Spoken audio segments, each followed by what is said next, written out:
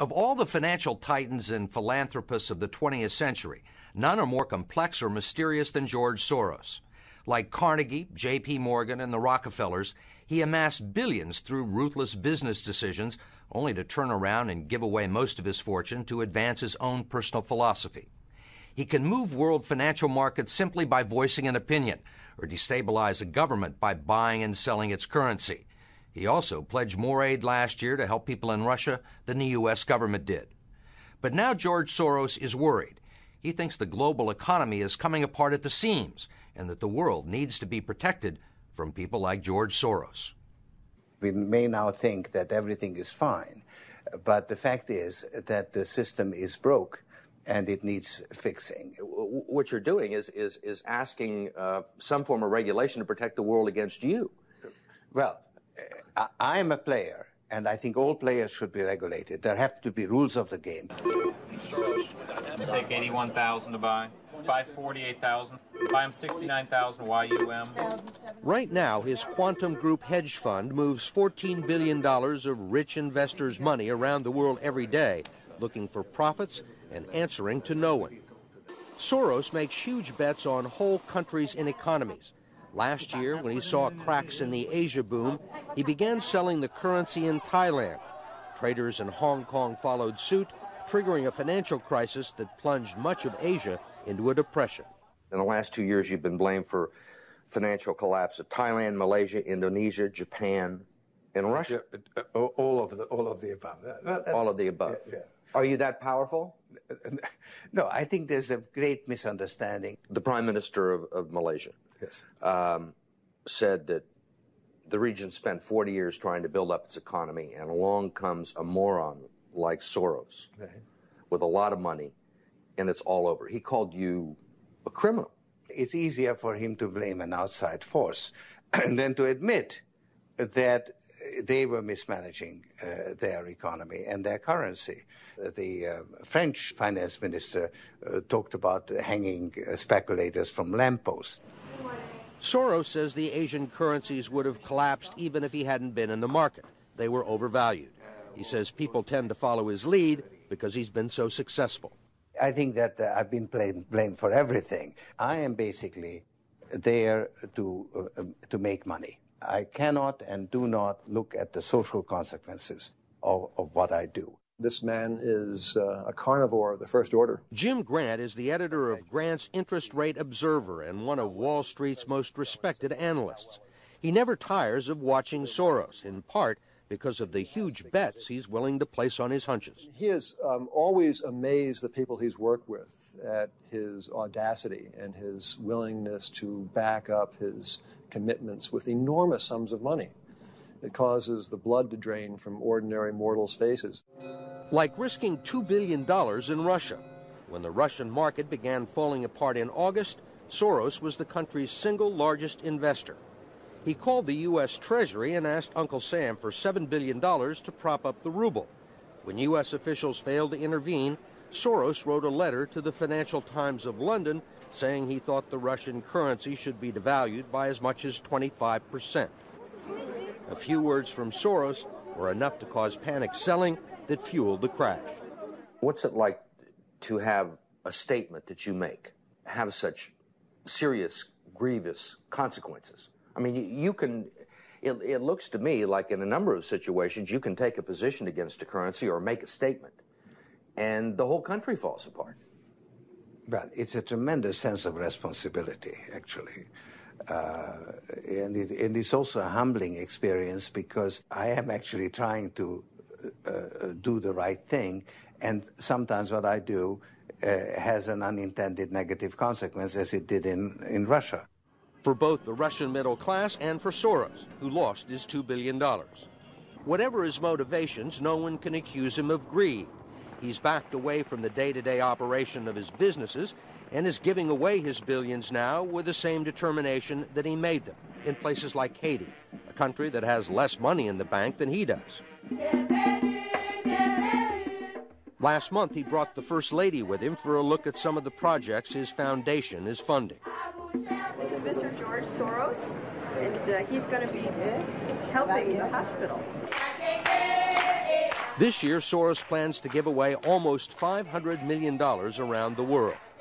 In Bosnia, when the water supply to Sarajevo was cut off at the height of the siege, it was Soros who wrote a check to jury-rig a pipeline through an abandoned highway tunnel.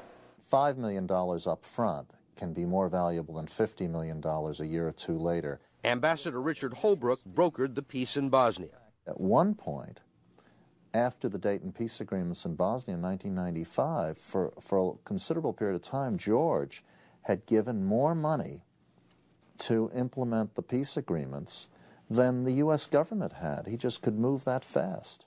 In Russia, he pledged $100 million to help scientists who might otherwise have sold their expertise to bidders like Iran or Iraq. In Eastern Europe, he's educated a new generation. And in Ukraine, he spent millions retraining the old Soviet military. At the center of George Soros, there's an inherent contradiction. Which is, on one hand, you're the capitalist who does not care about the social consequences of his act, and on the other hand, you are a philanthropist who cares only about social consequences. How do you resolve the two? Recognizing that as a competitor, I've got to compete to win. As a human being, I am concerned about the society in which I live. Which George Soros am I talking to now? The amoral George Soros or the moral George Soros? It's one person. It's one person who at one time engages in amoral activities and at the rest of the time tries to be moral. To understand the complexities and contradictions in his personality, you have to go back to the very beginning, to Budapest, where George Soros was born 68 years ago to parents who were wealthy, well-educated, and Jewish. When the Nazis occupied Budapest in 1944, George Soros' father was a successful lawyer. He lived on an island in the Danube and liked to commute to work in a rowboat. But knowing there were problems ahead for the Jews, he decided to split his family up. He bought them forged papers, and he bribed a government official to take 14-year-old George Soros in and swear that he was his Christian godson. But survival carried a heavy price tag. While hundreds of thousands of Hungarian Jews were being shipped off to the death camps, George Soros accompanied his phony godfather on his appointed rounds, confiscating property from the Jews. These are pictures from 1944 of what happened to George Soros' friends and neighbors. You're a Hungarian Jew who escaped the Holocaust by posing as a Christian. Right. And you watched lots of people get shipped off to the death camps. Right. I was 14 years old. And I would say that that's when my character was made. In what way? That one should think ahead, one should understand and anticipate events, and one is threatened. It was a tremendous threat of evil. I mean, it was a very personal experience of evil. My understanding is that you went out with this protector of yours who swore that you were his adopted godson. Yes.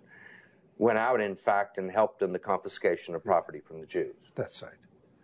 Yes. I mean, that sounds like an experience that would send lots of people to the psychiatric couch for many, many years. Was it difficult? Not at all. Not at all. Maybe as a child you don't see the connection, but it created no problem at all. No feeling of guilt. No.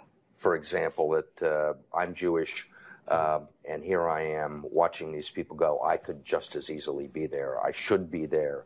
None of that. Well, of course, I could be on the other side, or I could be the one from whom the thing is being taken away. But there was no sense that I shouldn't be there, because that was, well, actually, funny way, it's just like in markets, that if I weren't there, of course I wasn't doing it, but somebody else would be taking it away anyhow. In other words, whether I was there or not, I was only a spectator, the property was being taken away. So I had no role in taking away that property. So I had no sense of guilt. Are you religious? No. Do you believe in God? No. Soros told us he believes God was created by man, not the other way around, which may be why he thinks he can smooth out the world's imperfections. When we went with him to Ukraine, he was treated like a visiting head of state and was received by the president. Then he was received by the prime minister and finally the central bank. 20% in cash. They even allowed him to look at the books and asked him for advice. Lots of people want George Soros' advice. Most recently, South African President Nelson Mandela. Actually, President Mandela asked me, how could South Africa protect itself against speculators like you? And I told him, I wrote him a memo, trying to give him the best advice I could, how to reduce the exposure of South Africa to speculative attack. That's the old stop me before I kill again approach, right? Well, you're telling this is what you can do to stop me. Whether I or somebody else does whatever is happening in the markets, it really doesn't make any difference to the outcome. I don't feel guilty because I'm engaged in an amoral activity which is not meant to have anything to do with guilt. Part of the reason he is so rich is that the Soros hedge funds operate offshore in the Netherlands Antilles to avoid scrutiny by the Securities and Exchange Commission. So even while Soros tells Congress and the Treasury that hedge funds must be regulated to stop the global crisis, he's avoiding the rules. Why is it that Americans can't invest in the quantum fund? It's an offshore fund. Why is that? Because the fund is not registered with the Securities and Exchange Commission.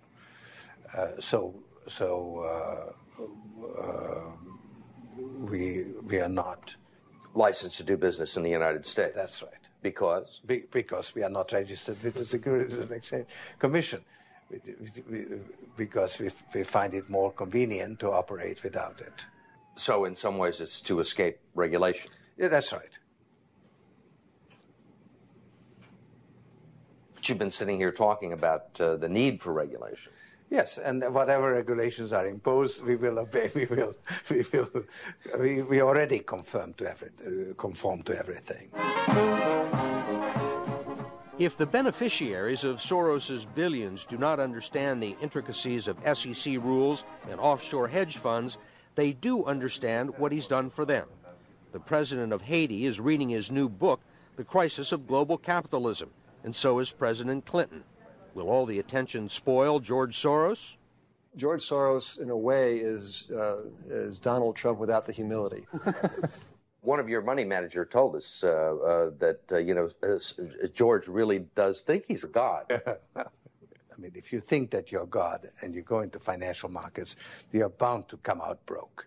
So the fact that I'm not broke shows that I don't believe that I'm God.